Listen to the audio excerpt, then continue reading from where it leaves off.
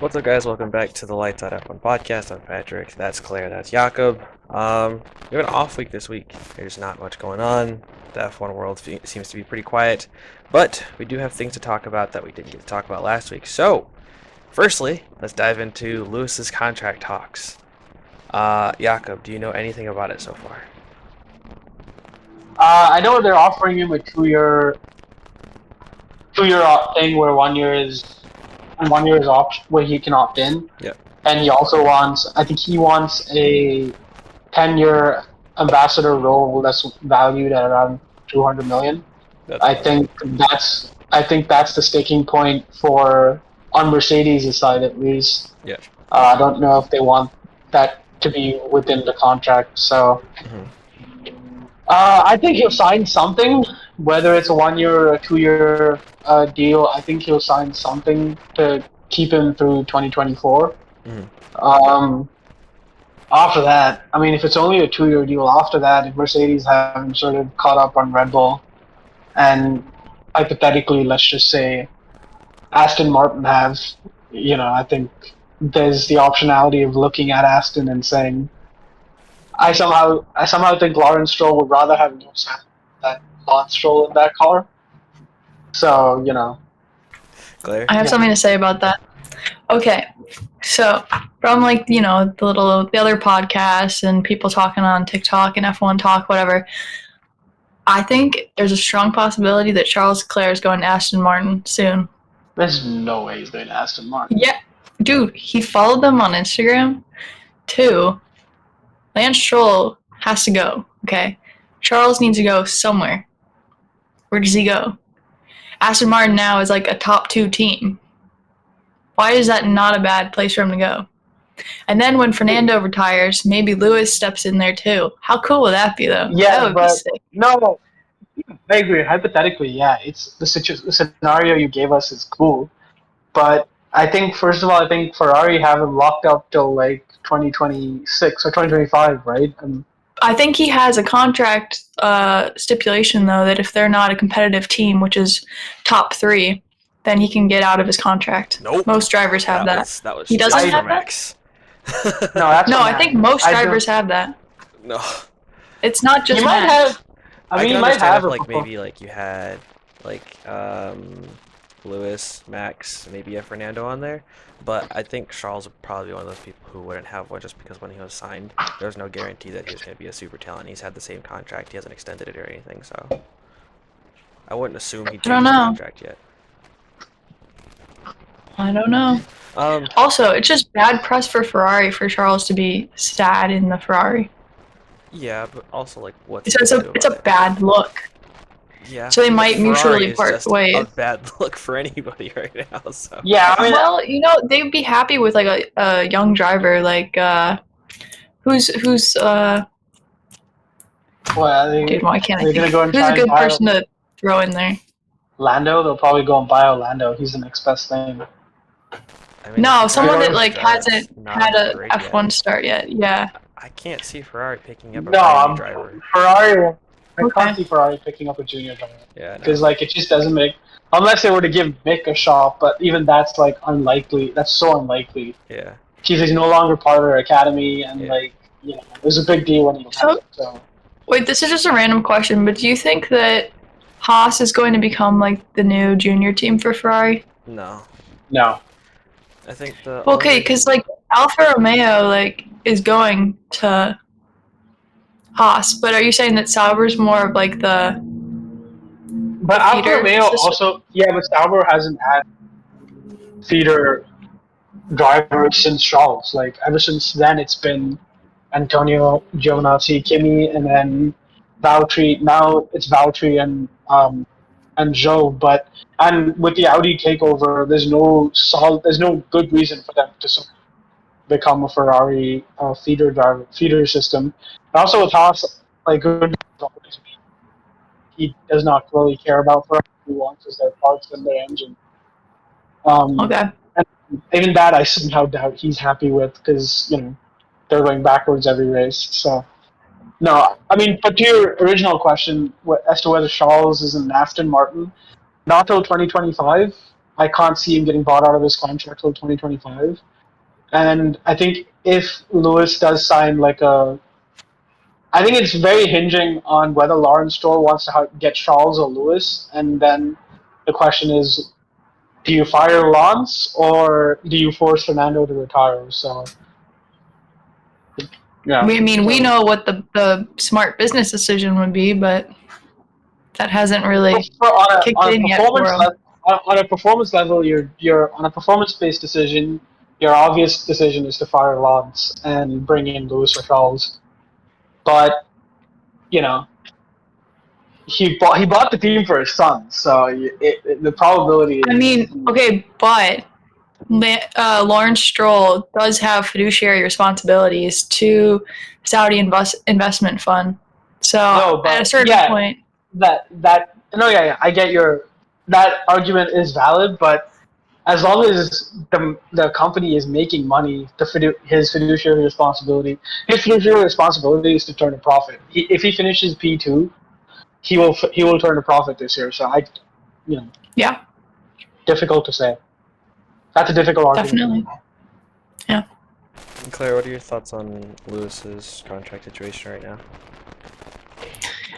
Yeah, I mean, I think he is finding his form again. So I feel like he'll sign at least a 1 year. And I feel like the ball's in his court, really, deciding what he wants to do and just making sure it's like the right number that he feels comfortable with. And I think there's a lot of respect there. So obviously they'll come out with something that both sides like. I can see a 1 or 2 year, and then he definitely will want like the brand ambassadorship because that's like the easiest job in the world, and he already like believes in Mercedes. So unless he's going to drive for a different team, I don't see why that brand ambassadorship can't be a signing.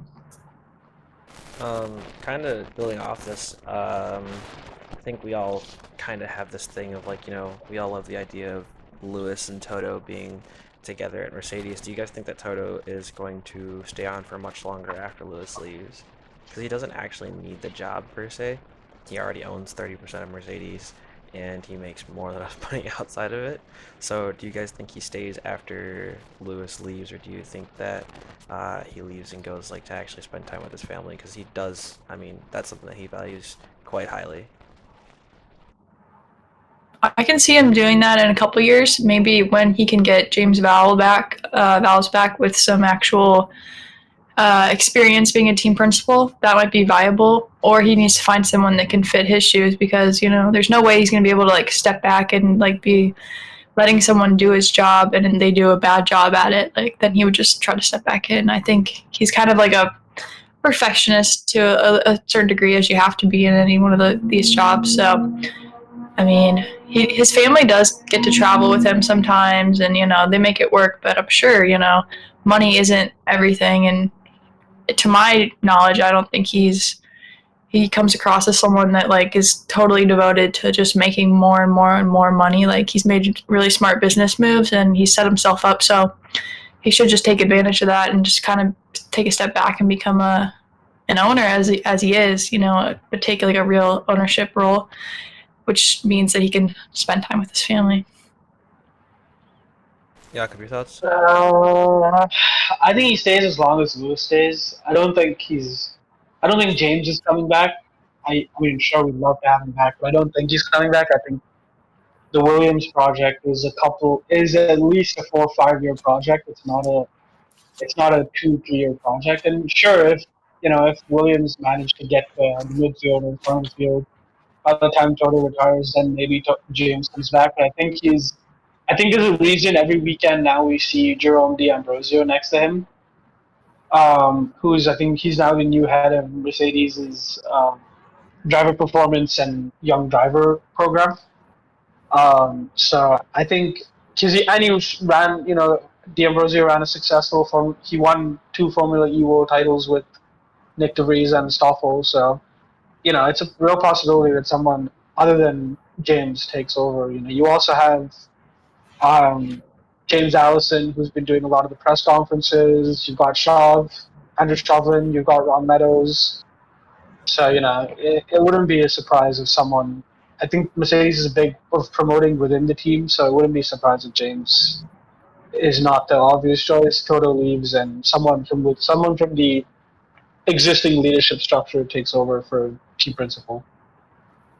Yeah, that makes sense. Patrick, what do you think, though? I want to hear your thoughts on it. Hell, even just like when Lewis retires, just make him team principal. What's the big deal? That'd be kind of cool. Yeah. But I think that I think Toto's gonna stay for 1 or 2 years after Lewis retires. Um, like whatever young driver he brings in, whether it happens to be an academy driver like a Frederick Vesti, or if it's a driver who just needed more time, like maybe like Mick. I think he'll stick around for a couple of years and watch them grow a bit. And I think Lewis is still going to be a pretty big part of that as long as he stays within the Mercedes brand. And I think he'll still always be there to help with that type of thing. But I think in that 2 year period, you're going to see Toto take a much more like um, mentor type role for the drivers, along with whoever the new team principal is going to be. And I feel like when that time comes, we'll know who the next team principal is going to be at least a good year beforehand. Um, but kind of on that same topic of like, Nyck DeVries and team principals, Franz Tost said that, Nyck DeVries, he has struggled this season, but he also knows how to win. And so he thinks he'll bounce back. And I'm kind of curious about this because I think that Nyck DeVries doesn't know how to win very well. It's gonna seem really weird because he has won so many different titles, but if you actually look at his history outside of his third year in both of the Formula 3s and his third year in Formula 2, he really wasn't winning anything. And if you take it as like a percentage, I'm pretty sure he has like less than a 10% win rate for those. And in his year winning Formula E, he only won one of the races. He might be talking about like Nyck DeVries' consistency in Formula E and maybe in other ones, but I'm kind of curious what you guys think about the statement and kind of like, how Nyck DeVries' year is going overall. I mean, okay, so we kind of came to the conclusion, I feel like, months ago, Patrick, that Nyck DeVries takes time in everything that he does. Like, he's not like, he jumps in and he does great. So I feel like that could be this case again.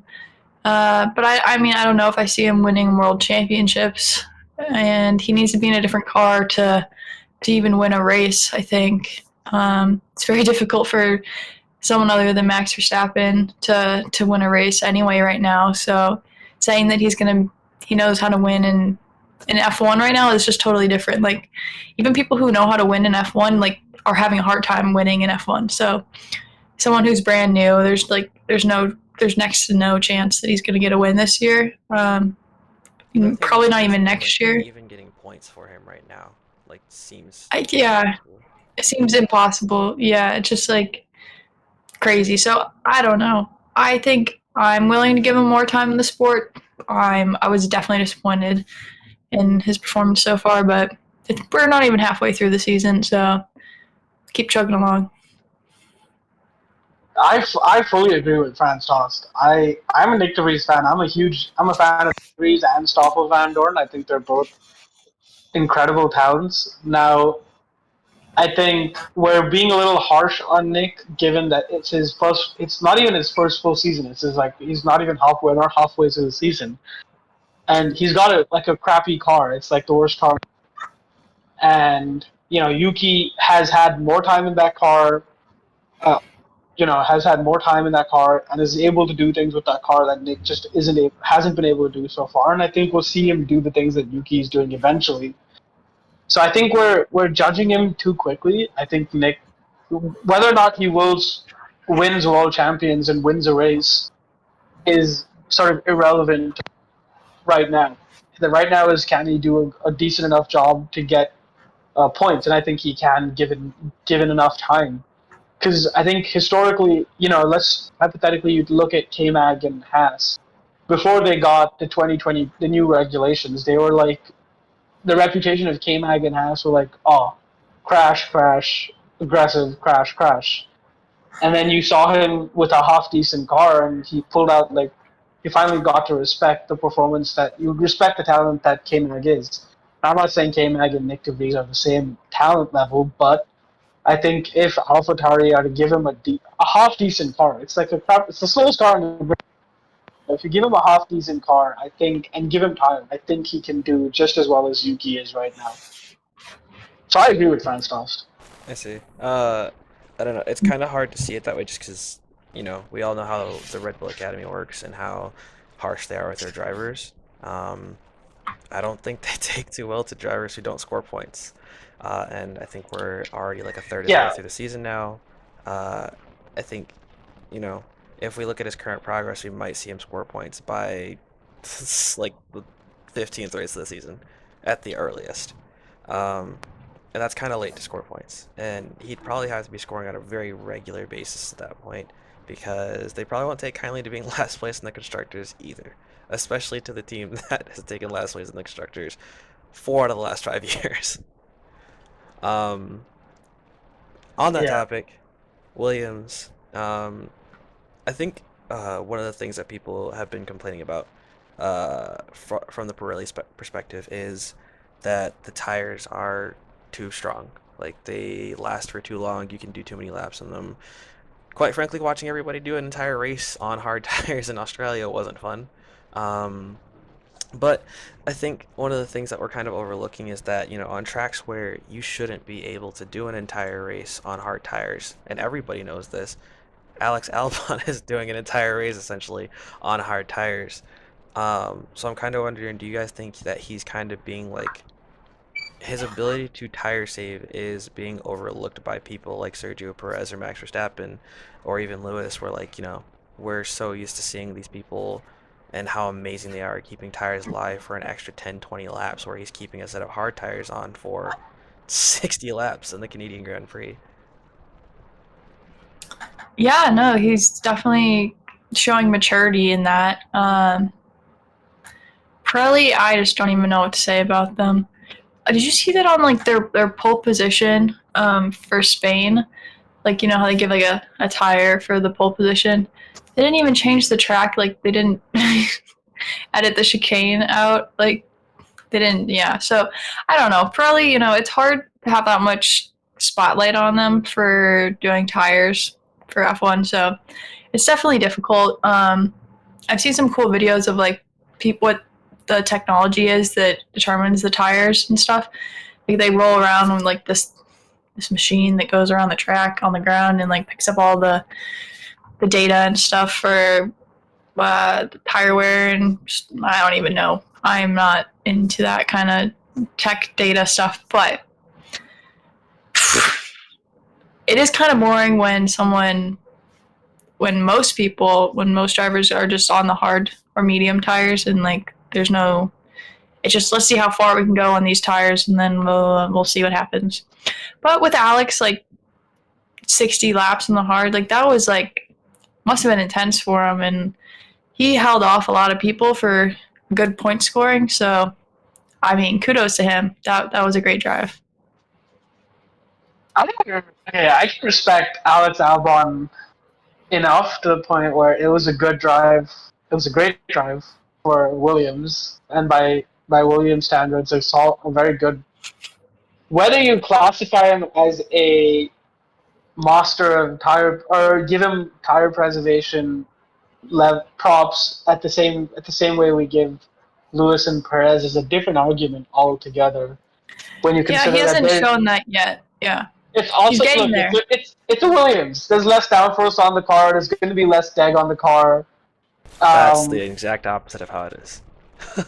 Really? Yes. I just think it's this. The way that, It's, so real quick, though, for those of you guys who don't understand it, downforce is literally what it sounds like.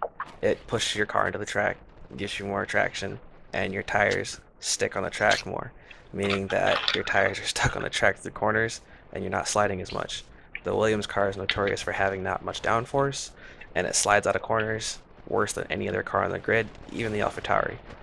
So yeah. No, no. I normally the didn't. tire I deg on didn't. that is awful. Yeah. I didn't. No, no. So yeah. Also, it's Canada, and the weather temperature. I think for throughout the teams there was less deg throughout all of the teams just were describing less deg on their tires. So like yeah, okay, you give him credit 60 laps on one tire. He's done it, twice before now. Um, and so I just don't think that I don't think you can compare him to the likes of Lewis and Perez and Max just yet. When he does it in a front running car, let's say with like someone behind him, let's say with like Lewis or Max behind him, then I'll give him credit for it. But until he does that, I can't put him in the same category. Yeah, definitely not in the same category, but it's nice to see him putting a Williams in a place like that, and especially on a strategy like that where it probably shouldn't have worked.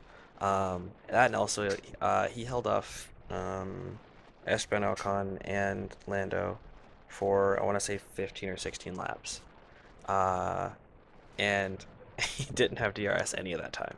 So awesome drive.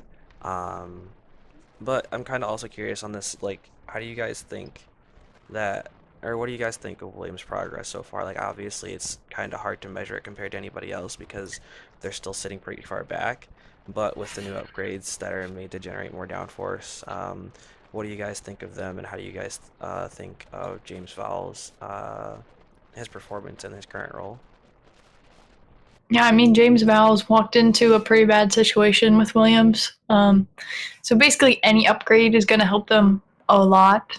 They have a lot to do.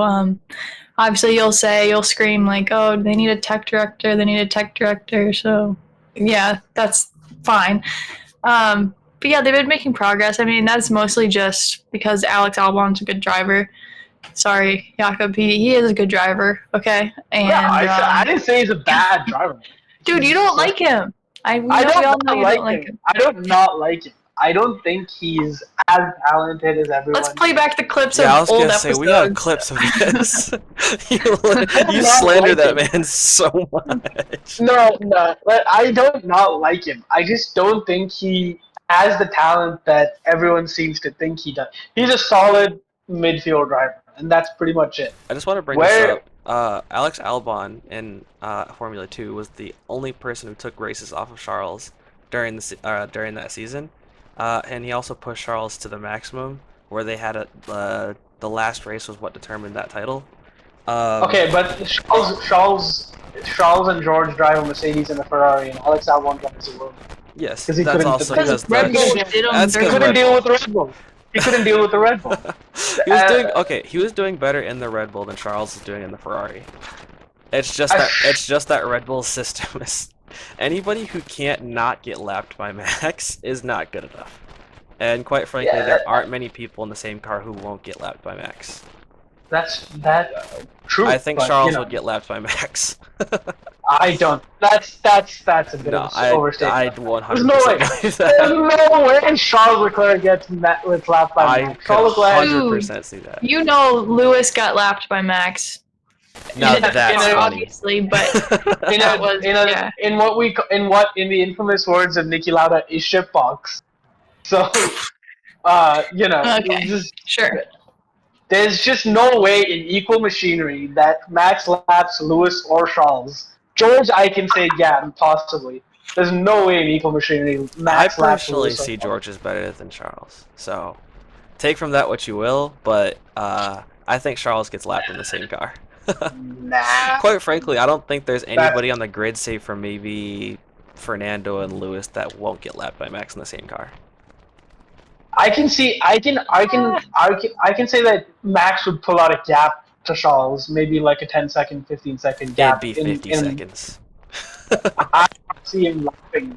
That's the third thing. No, Although it's 100% believable. I mean, think about it, right? Charles already struggles enough mentally with the fact that he's struggling in a Ferrari. Imagine if Charles was in that other Red Bull seat and getting stomped out by Max every race. His motivation would be at an all-time low. That's assuming he'd be doing badly in the Red Bull. He's not going to do well compared to Max in the Red Bull. You don't know that. You can't say that for certain. You can't argue that if you give him a title-winning car, that he's going to do bad. He had a title-winning car last year, and he did did not. benefit.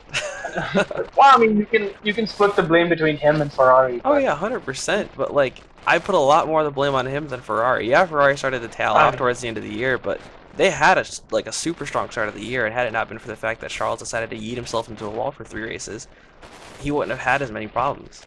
So I do think that Max would gap These the are hell fighting words. Max would gap the hell out of Charles in every possible race. And on a track like maybe like the Red Bull Ring, he would lap him 100%. Disagree. Okay. What was the question? Something about William. Oh yeah, I was just asking about how they do we even need to talk about Logan? Like, I don't know. No, he's doing worse. Logan Sargent is getting doing worse fired. than Nyck de Vries. Logan Sargent needs to be fired. The only difference that I can see happening between Logan and Nyck de Vries is that Logan's probably gonna end up keeping his seat for another year if he keeps performing like this. And it's not because you know he's like some fantastic. Is it because of Durso? That too, but also just he brings a lot of American clout in, and Williams. Here's the thing. So Williams doesn't get rid of their drivers very quickly. Like they keep their drivers for another 2 years. So yeah, here's the thing. That's true. Like, well, what's his contract? I think it's a 2-year. I'm just curious. Then there you go. Here's the thing with the American clout argument. It's that, like, if you look at like. Logan Sargent really doesn't have the same, like, he hasn't embraced this, like, oh, I bring so many American fans, I should, like... Guys, Danny brings more fans, for sure, than Logan ever would.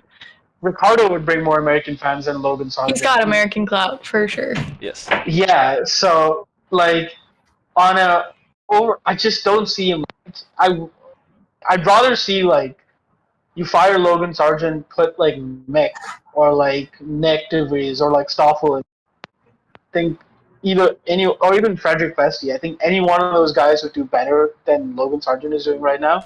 I don't think I'd like to see any of the Mercedes drivers in that seat. Like, personally, I don't want to see Nyck de Vries or Stoffel in that seat. Nyck de Vries, I might have said yes to before, but now I'm like, no. Like, I really don't want to see him in that seat. And I think nobody else is going to get that seat.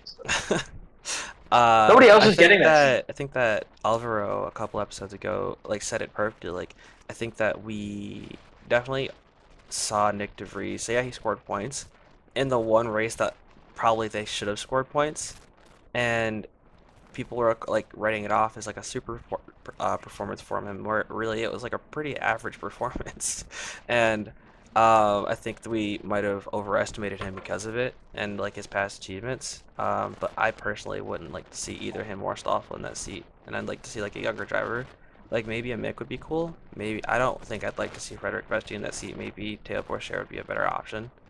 But I don't think that either. I don't think either of the Mercedes CQ drivers would work very well. As long as they have as long as they're supplied engines by Mercedes is going to have some say in it. They have no say in it. I guarantee you that Toto Wolff will get. For the longest time they got George Russell in that seat and kept him there. Mm-hmm. They will have some. I think that's because that's because Toto also still owned part of Williams. He doesn't own it anymore. Yeah, I think they will have some say. I think Toto will have some say in who gets into that seat. I think severely doubt it. I think the relationship between James and Toto, it'll either be Mick or it'll be someone else. But I don't think someone drastically outside of Toto's sort of approval is going to get in that seat. I don't think they'll need Toto's approval in the same way that Ferrari or Haas drivers need Ferrari approval. They don't. Like, for as much as we might say, Ferrari has some say in the second seat for Haas, they don't. And I mean, it was openly said on Drive to Survive, and I feel like it's the same way with Williams. That like, yeah, they might be an engine supplier, and yeah, there might be a partnership there, but they still have no say in it. I mean, you could see that with Logan Sargent. Anybody would have wanted Frederick Vesti in that seat if like Mercedes was actually there. Yeah, true, but like I think Toto Wolff has enough influence to try and get someone that he thinks deserves that seat. So I think Mick is a possibility. And I also think like if you look at like Toto got Valtteri a seat in Alfa Romeo effectively. Toto got Esteban Ocon a seat. He did get Esteban a seat. He did not get Valtteri a seat. Valtteri had to go out of his way to, like, Toto wasn't going to sign George Russell until Valtteri moved, but he didn't actually help Valtteri with the move. Yeah, but Toto and Frederick Vasseur have a close relationship, so you have to imagine that a conversation definitely happened. Yeah, but for and as much as we might say that they have that kind of, like, pull, I still don't, outside of, like, the Red Bull AlphaTauri relationship, I don't think anybody has that kind of pull at all. I think there are some team principles, like two team principles. I think Frederick Vasseur has some pull as well as Toto Wolff. I think for the power, for the influence, for as long as they've been in the sport and the influence and the power that they carry, I think they have some influence over drivers and where they go. So I just think that's how Formula One works. It's always worked like that. Now we can debate like how much power they have and how much influence they have. That's a whole other conversation. But yeah, I think Toto will have some. If it might not be a lot of say, but he will definitely have some say in who gets into that seat for Williams. If Logan Sargent is fine. Logan Sargent is probably gonna end up staying for 2 years. I hope not. Yeah. Well, obviously you hope not, but it's just that. Oh, hello, Lou. Hello. I still think that he'll keep the seat for until the end of his contract, and then after that, James Vowles will make a decision. But I mean, James Vowles has openly spoken about this too. The fact that the team is young and they're basically starting from scratch, and they're okay with keeping a driver who's basically starting from scratch. He's willing to grow the team as a team with the same drivers for as long as he needs to, and I think he's taking a very good approach to it. But yeah, I mean, we can go on and on about how bad that team is and the work that they need to do. Another thing I want to talk about is the Aston Martin upgrades. So we got to see them in Canada.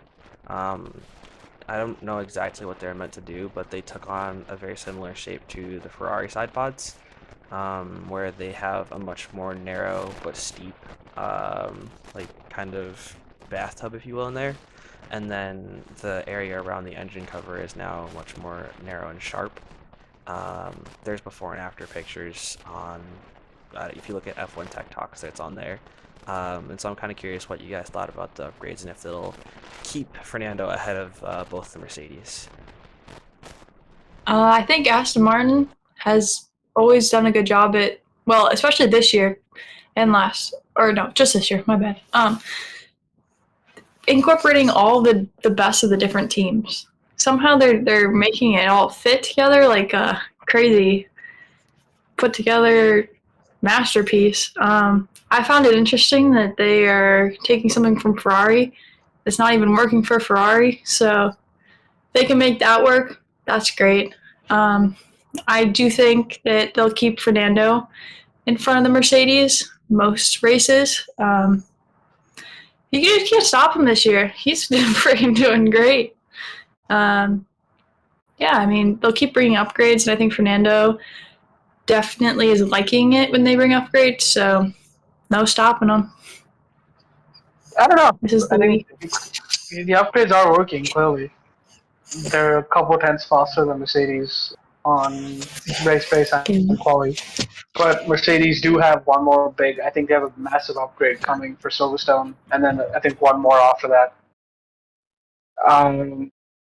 Whether they'll keep Fernando ahead of the Mercedes, that's very difficult to say, because on a given race, Mercedes will have both their drivers up there, and Lance Stroll won't. It's a good probability that Lance Stroll will not be up there to be the rear gunner for Fernando. So I think. Yeah, but I mean, we also saw it in Canada here, and also in Australia. Yeah, but George Russell also probably isn't going to be reliable enough to be a. I think. Look, if you take the outliers, that's because yes, every driver is going to have moments in a season where they. Yeah, but this isn't just moments. This is just like throughout. No, but if you look at last year, George Russell was consistent. He did perform. He dragged in points. You look at this year, aside from the two incidents he's had, he's been pretty consistent. He's been behind Lewis for most of the season. He's been there, and all drivers are going to have incidents. But the point being that the George Russell's probability of being up front, incidents. The probability of George Russell being higher up there higher than Lance Stroll in a given race is a lot higher than Lance Stroll competing with Oh Lewis yeah, and that's why I Fernando. didn't say the Aston Martins. That's why I said just Fernando ahead of the Mercedes. Exactly. So the problem is that if the Mercedes have both cars up there and they close the gap sort of in some ways to Aston, then Fernando gets into trouble because like Mercedes have two cars, so that the strategy becomes a lot easier for them to get themselves ahead of Fernando, whereas Fernando can only do what he can do to stay ahead of one Mercedes driver. So Yeah. it's a difficult thing, and then you input Ferrari getting in there, and then Perez, at some point if he does pick up his form. Guys, But I'm just still shocked at how Ferrari somehow pulled out their points finishing like in Canada. Like I'm sure you talked about it because I missed the episode, but like what the heck? How like I was just like, no way, they're just gonna stay out. Like that could be Well, bad, so or actually, that could be good. Jakob says that he doesn't know how Ferrari saw it as a good day. So I don't It's know. it's a good day because they got points when they were Yeah, like yeah. I mean, I starting look. like I did look. horribly. I did talk to one of my good friends after I recorded the podcast, and from a Ferrari perspective, That's a great like day. you adjust your expectations for them, Recovery, and then you yeah. say, okay, it's a good day for them. But in a larger scale of things, it wasn't a good day for them. No, In I mean, but it was the best possible after that horrible no, no, qualifying. no.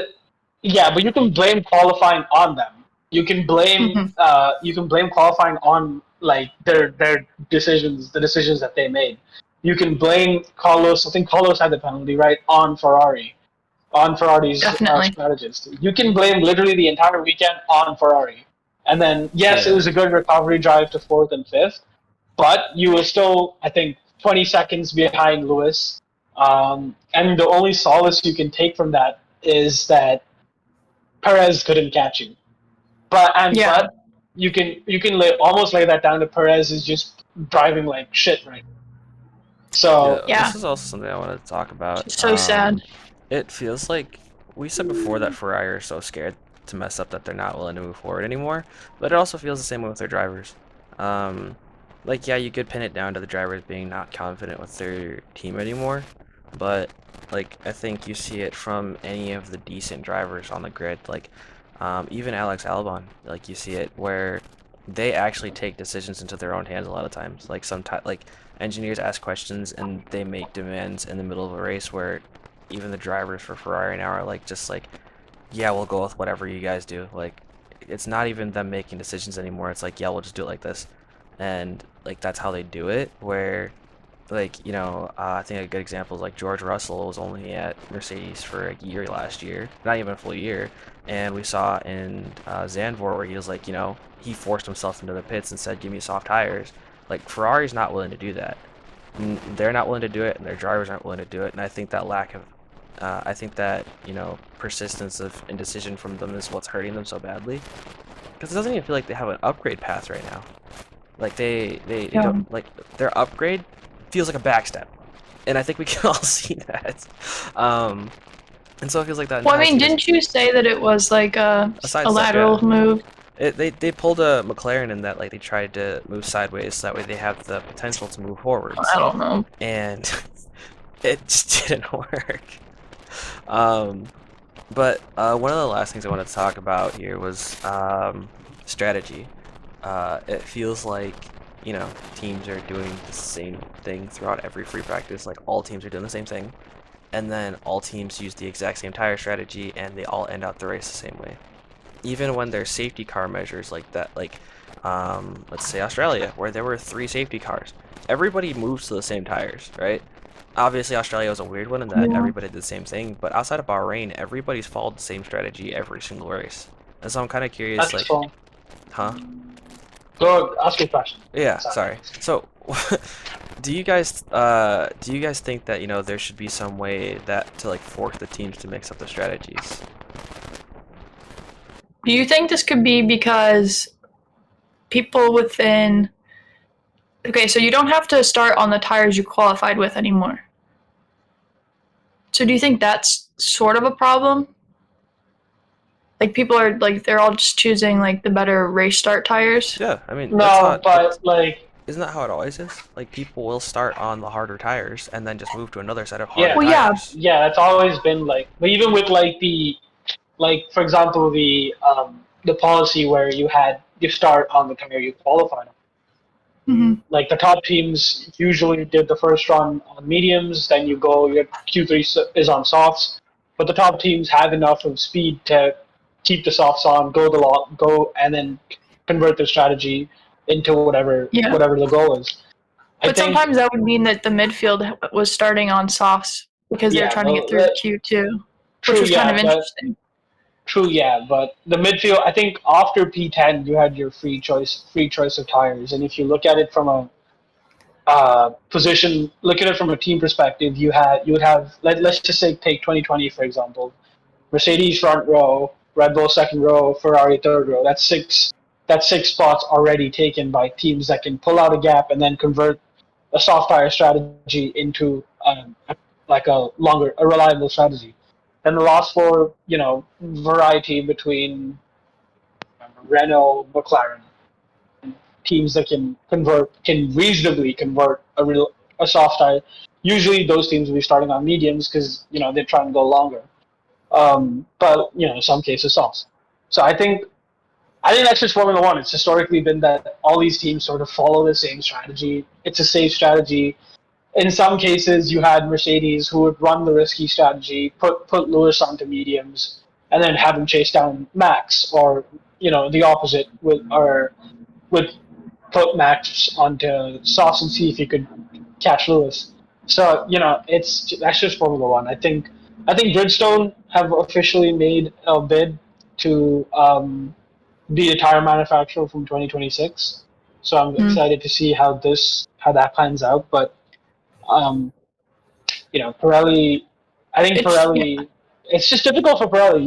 You want tires that are super, like sometimes you want tires that are super reliable, sometimes you want tires that are unreliable. So between what the teams ask, what Formula One wants, what the FIA wants, it's difficult for them. So It's we'll always see going to what be happens. difficult for one tire manufacturer, and then having two or more tire manufacturers just isn't great either. So it's just like it's not, no one's going to really win out of the situation. It's asking a lot for a tire manufacturer to be perfect every weekend and make the right decisions for things that are like kind of unknown, like weather, and I mean there's only so much that they can like get perfect with like the right tire range, I guess. I guess I don't the know. real thing is previous to this new regulation, the tires were smaller, and they had a lot more problems. But I also think that those problems presented opportunity for other teams, right?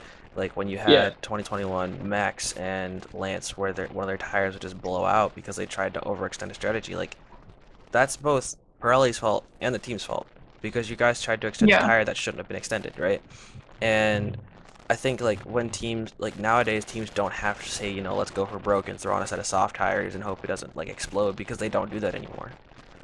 And I think like in that fashion, it kind of took the risk and the excitement out of the whole tire part, and really the only way that other like the lower teams had a chance to get points, right? I Where think. Yeah, yeah, sorry, fine. you're good. Go ahead. I I think that's the whole, because next year they're doing, or they're planning to do no tire blankets. Yeah, right now they're I at don't like So 70, that and though. this year next year there's gonna be no tire blankets. yeah, I don't so I like it. think all the drivers have complained about it. All the ones who have done the testing for it, and some of the teams have complained. I think Red Bull's technical head, Pierre something, Washe, I think he complained.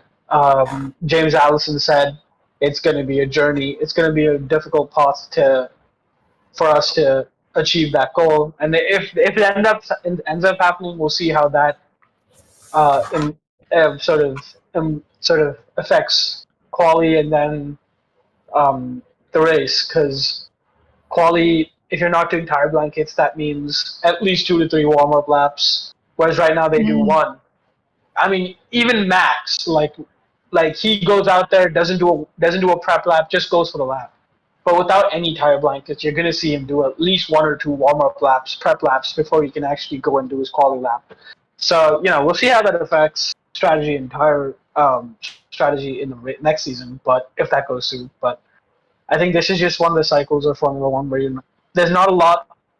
Most teams don't want to risk the points that they're getting, and so you go for the safe, reliable strategy. Yeah. Kind of just wrapping it up. Do you guys think that Pirelli are caught in this dilemma of we want to make more exciting tires or tire regulations, so that way there's more risk involved, but also like we can't do that because the teams would get frustrated at how much it would cost them for the crashes that might occur. I mean, we are in an age of cost cap where, like, if Max had this issue where his tire blew out in the middle of a race and his car got damaged, then can you blame that on Pirelli? Sorry, Red Bull used to breaking the cost cap, so it's not a big deal. No, I think, listen, it's not even about the cost cap, it's more about just the amount of, like, negative stuff that the teams always, like, I remember in 2020 when, I think it was at the British Grand Prix, when Valtteri's tire blew out, Carlos' tire blew out, and then Lewis's tire. And they were all like, yeah, that has to be a Pirelli issue, which I think it was, right? And they just, like, the teams went in on Pirelli. They just, as soon as a tire malfunction happens, it's like, we're going to blame Pirelli. Well, the thing is, like, the teams could see that happening and never change the strategy.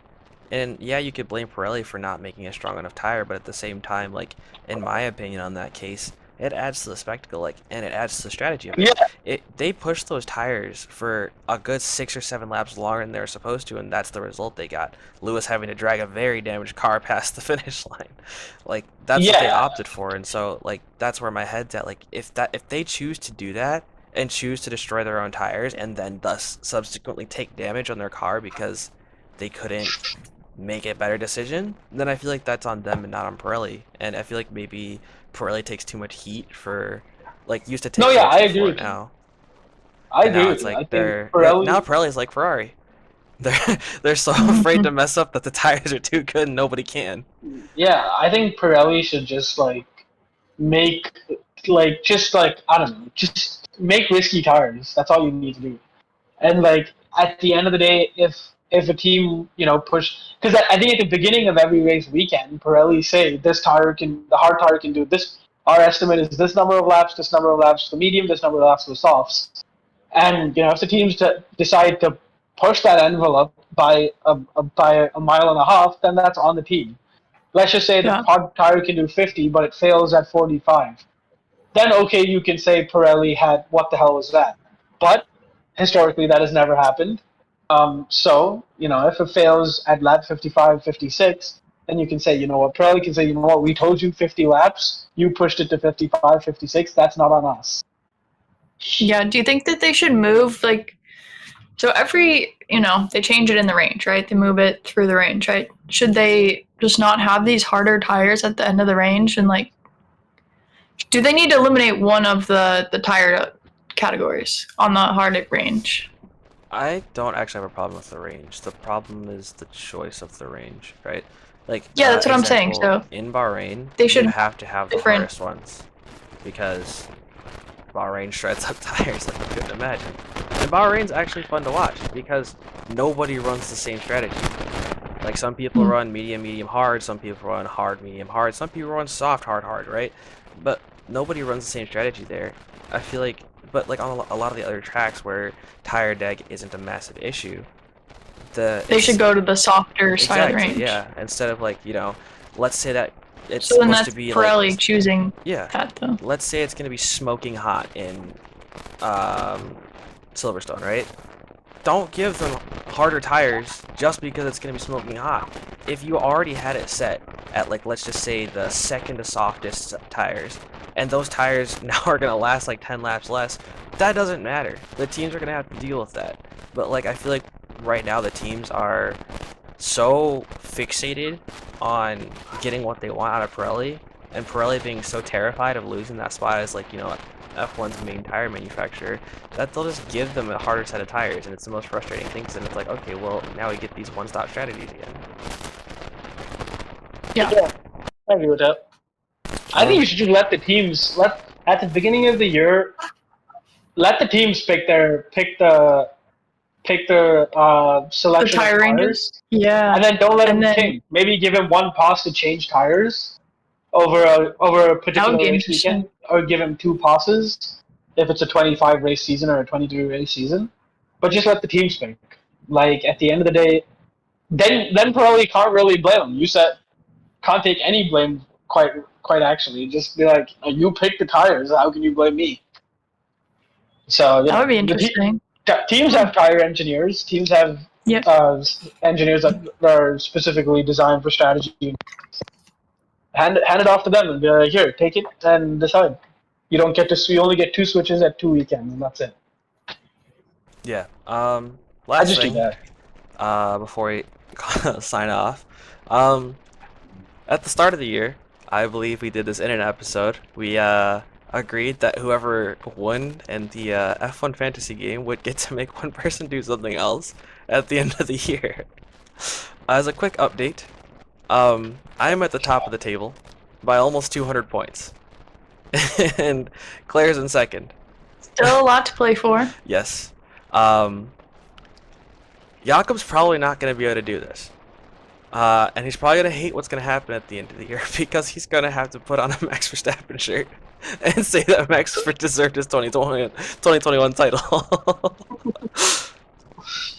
And I cannot wait for the day where that gets to happen. Someone has to get me a Max. Oh yeah, I'll get you one. Don't worry about it. We'll keep the video of you burning it afterward too. Max. All I'll right. get you, good old Dutch one. I'll just give it to Jeremy. Yeah. I'll first it. Alright, but that's all we got for you guys today. So, let us know your thoughts on any of the things going on today. And if you stayed till the end, let me know how you feel about Pirelli. Until then... Oh, we've been switching off who's doing this. No, now it's her turn. She's the one who started this. Is it my turn? Yeah, it's your turn. And it's lights out, and away we go.